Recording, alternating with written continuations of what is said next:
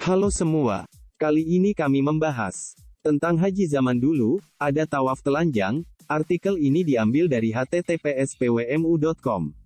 Sebelum kita mulai, kami harapkan Anda menekan tombol subscribe, karena itu gratis. Haji zaman dulu mulai menjadi tradisi ritual. Setelah Nabi Ibrahim merenovasi kembali reruntuhan Ka'bah, yang ditemukan di Mekah. Kota tua di tengah padang pasir ini lama ditinggalkan penduduknya, karena tak ada air dan tumbuhan. Dengan kondisi itu, Nabi Ibrahim meninggalkan istrinya Hajar, dan anaknya Ismail di kota tanpa penduduk ini. Kehidupan berangsur ramai setelah Hajar dan anaknya, Ismail, menemukan sumber air Zam-Zam. Beberapa orang ikut menetap. Mula-mula kabilah Bani Jurhum, kemudian diikuti kabilah lainnya. Air Zam-Zam dan Ka'bah akhirnya mengundang orang-orang berdatangan melakukan ritual penyembahan kepada Tuhan di Ka'bah, mengikuti ajaran Nabi Ibrahim. Mekah juga menjadi tempat singgah strategis untuk rute perdagangan ke Syam, di utara waktu musim panas, berdagang ke Yaman, di selatan saat musim dingin. Sepeninggal Nabi Ibrahim dan Ismail, tradisi haji terus dilanjutkan oleh anak cucunya, yang telah terpecah menjadi berbagai bangsa. Mereka datang ke Mekah untuk tawaf dan napak tilas leluhurnya.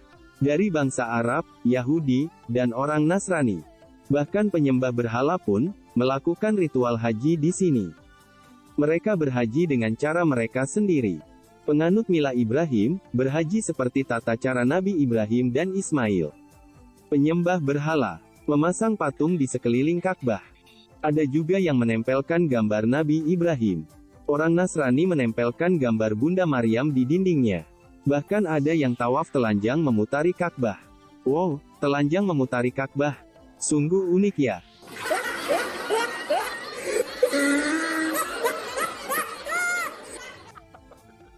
Menurut pengikut ajaran ini, tawaf telanjang adalah menghadap Allah dengan kesucian diri. Menanggalkan keduniawian, laksana sucinya bayi waktu kelahirannya tanpa dosa. Kurung buka. Tafsir Surat Al-A'raf 28. Pembaruan manasik haji. Di tahun berikutnya, tahun ke-9 setelah hijrah, Rasulullah mengutus Abu Bakar, menjadi Amirul Hajj memimpin jamaah Muslim Madinah. Ketika Abu Bakar berangkat, turunlah surat Al-Bara'ah atau surat At-Taubah. Rasulullah memanggil Ali bin Abu Thalib dan mengutusnya ke Mekah menyusul Abu Bakar, menyampaikan ayat surat At-Taubah ini, untuk memperbaiki tata cara haji menurut Islam, dan memperbaiki perjanjian Hudaybiyah dan perjanjian lain. Ali bergegas berangkat menunggang unta Nabi, bernama Al-Adbah hingga berhasil mengejar Abu Bakar di jalan. Abu Bakar melihat kedatangan Ali langsung bertanya, apakah engkau menjadi amir atau mamur? Orang yang dipimpin. Ali menjawab, saya mamur. Tiba di Mekah, Abu Bakar memimpin haji ibadah haji, sesuai petunjuk Rasulullah yang disampaikan Ali.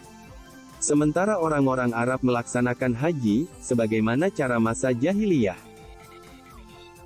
Sampai tiba hari kurban 10 Zulhijjah di tempat Jamarat, Ali berdiri, dan mengumumkan perintah Rasulullah kepada semua peziarah haji. Ali berkata, hai manusia, sesungguhnya orang kafir tidak masuk surga. Orang musyrik tidak boleh melakukan ibadah haji setelah tahun ini. Orang telanjang tidak boleh melakukan tawaf di Baitullah. Kemudian dia meneruskan, siapa saja yang mempunyai perjanjian dengan Rasulullah, maka perjanjian itu berlaku hingga waktunya. Dan tenggang waktu bagi manusia, adalah 4 bulan sejak pengumuman ini diberikan kepada mereka. Setelah itu, hendaklah setiap kaum, pulang ke tempat mereka yang aman, atau negeri mereka, karena setelah itu, tidak ada perjanjian bagi orang musyrik, kecuali orang yang mempunyai perjanjian dengan Rasulullah. Hingga waktu tertentu, maka perjanjian tersebut berlaku hingga waktunya. Sejak itu, ritual haji hanya boleh dilakukan untuk umat Islam, menurut aturan yang ditetapkan Rasulullah. Pada masa-masa pemerintahan berikutnya, aturan ini diperluas, kota suci Mekah hanya untuk orang Muslim. Orang di luar Islam dilarang masuk. Pertanyaan: Bukankah Ka'bah itu adalah rumah Allah Subhanahu wa Ta'ala sejak berdiri? Kenapa orang musyrik bisa ikut beribadah di Ka'bah?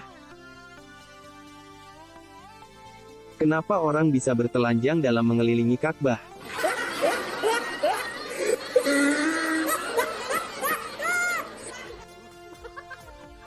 Bukankah Allah melarang orang menunjukkan aurat? Kenapa orang bisa menempatkan berhala dan gambar-gambar sesembahan di Ka'bah?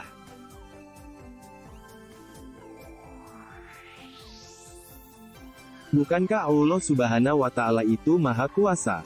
Kok gak mampu menjaga rumahnya sendiri dari para penyembah berhala, bahkan para manusia telanjang itu?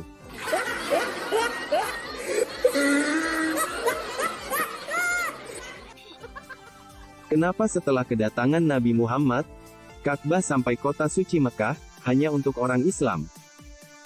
Kenapa orang non-Muslim dilarang masuk? Silakan komen yang sopan.